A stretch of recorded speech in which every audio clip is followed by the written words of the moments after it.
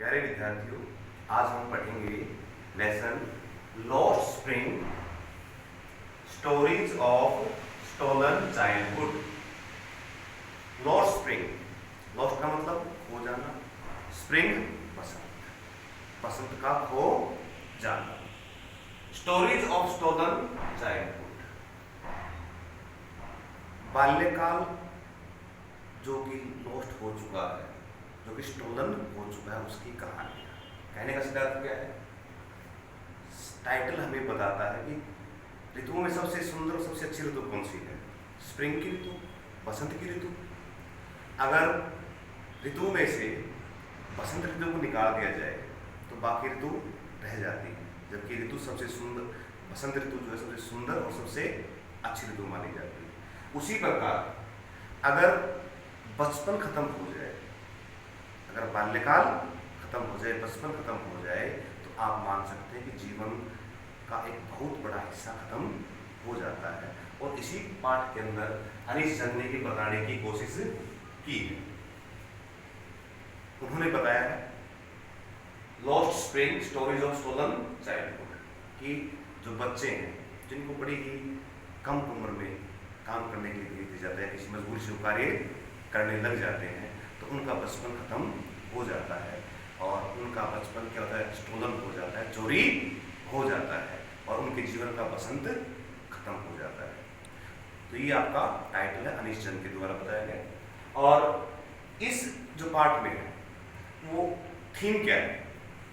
The plight of street children forced into labour early in life and denied the opportunity of schooling. Main theme क्या है इसकी?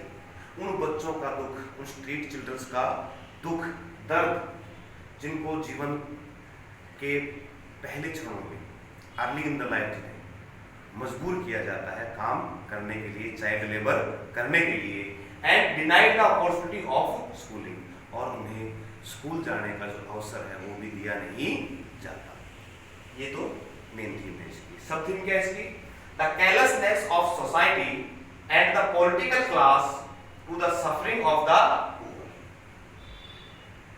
गरीबों की पीड़ाओं के प्रति, गरीबों के दुखों के प्रति समाज का और राजनीतिक लोगों का, राजनीतिक पार्टियों का जो इनडिफरेंस है, जो उदासीनता है, जो निर्दयता है, वो इसकी सब थीम है। और इस कहानी, इसके अंदर दो कहानियां हमारे पास, दो स्टोरीज हैं। एक तो स्टोरी है साहिब की जो कि एक रैग पिकर है, और दूसरी स्टोरी है मुकेश की जो कि एक बैंकर पिकर है। दोनों बच्चे हैं। तो हम पहली कहानी बताते हैं आपको, और इस कहानी का नाम है sometimes I find A Ruby. ये साहिब की कहानी है। राइटर साहिब से लगभग रोजाना मिलती थी, क्योंकि साहिब क्या था? एक रैग पिकर था, और वो राइटर के घर के पास जो कूड़ा कचरा जो था उसको चुनने के लिए, रैग पिकिंग करने के लिए रोजाना वहां पे वो आता था। तो राइटर धीरे धीरे उससे मुलाकात बढ़ने लगी, वो साहिब को जानने लगी और बच्चों को भी जानने लगी। तो वो एक दिन से पूछ लेती है साहिब से कि भाई तुम ये रैग पिकिंग का काम क्यों करते हो? तो कहते मेरे पास और कोई काम ही नहीं करने के लिए, क्या करूं मैं? तो राइटर कह देती कि भाई मैं तुम्हारे लिए अगर स्कूल खोल दूं तो क्या तुम स्कूल में आ जाओगे? उसने कहा कि हाँ, अगर आप स्कूल खोल देंगे तो मैं स्कूल में जरूर आऊँगा।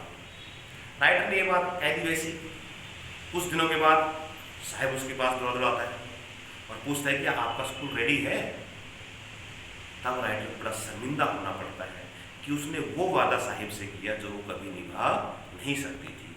लेकिन साथ साथ वो ये बात भी कहती है कि गरीबों के साथ ऐसे ही वादे किए जाते हैं।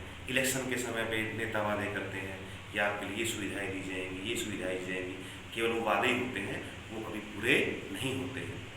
और साहिब को जो ये राइटर है वो अच्छी तरीके से जानने लग जाती है, इसके दोस्तों को भी जानने लग जाती है।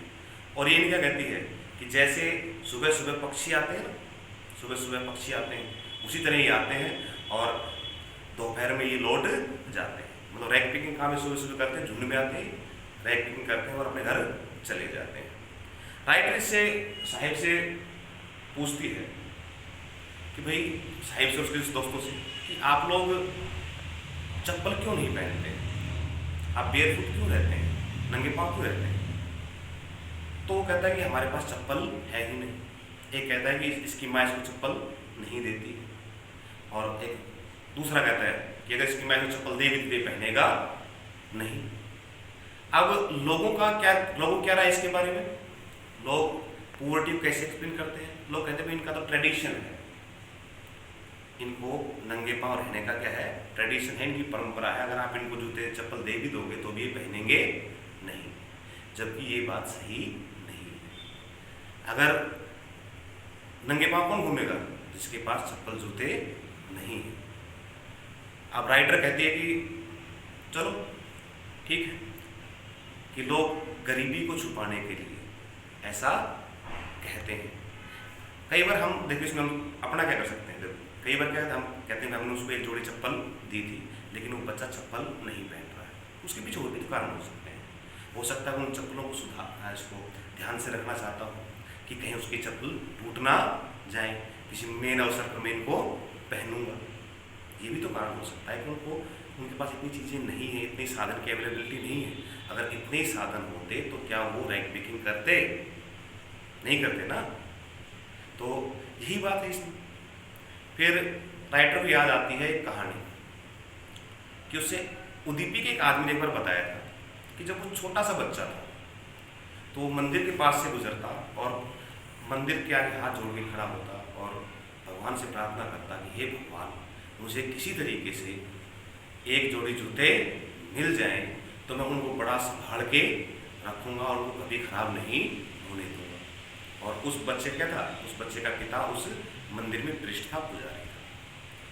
राइटर 30 साल के बाद उदीपी में उसी जगह पे जाती है और वह देखती है कि अब जो पुजारी है वहाँ पे प्लास्टिक की रेड चेयर डली हुई है, उस पुजारी के बच्चे के पास थैला है, वो स्कूल में जाने लगता है, सॉक्स हैं, जूते हैं, मतलब भगवान ने उनकी बातें सुन ली। जो एक पुजारी का बच्चा है, जब उसको मिल गई जूते चप्पल मिल गए तो उन्होंने पहनना शुरू कर दिया है। तो इसी तरह वो चाहते हैं कि उन बच्चों को भी कुछ चीज़ें मिले। अब मेन प्रश्न क्या होता है कि साहेब आया कहाँ से। तो साहेब और साहेब का परिवार 1971 में बांग्लादेश के ढाका से आए थे। कहाँ से आए थे? बांग्लादेश के ढाका से। ढाका क्या है? बांग्लादेश की राजधानी है।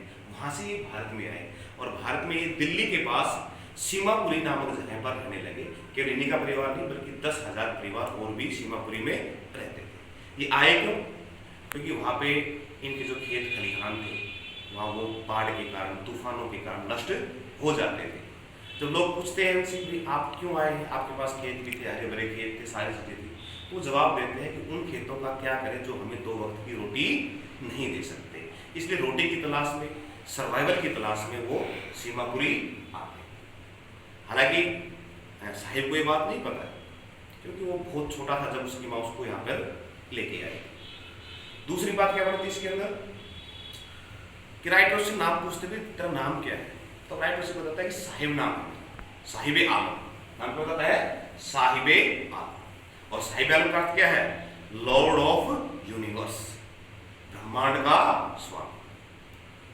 अब राइटर सोचते हैं अगर इसको इसके नाम का पता हो तो ये क्या सोचेगा, क्यों? क्योंकि देखिए आप, नाम है ब्रह्मांड का स्वामी साहिब आलम, काम क्या कर रहा है? रैंक पिकिंग, रैंक पिकिंग का कार्य कर रहा है। ये कूड़े में से चीजें उठाता है। ठीक, तो राइटर को बड़ा आश्चर्य होता है कि अगर इस बच्चे को अपना नाम का असली अर्थ पता हो तो इसके दिल पर क्या गुजरेगी।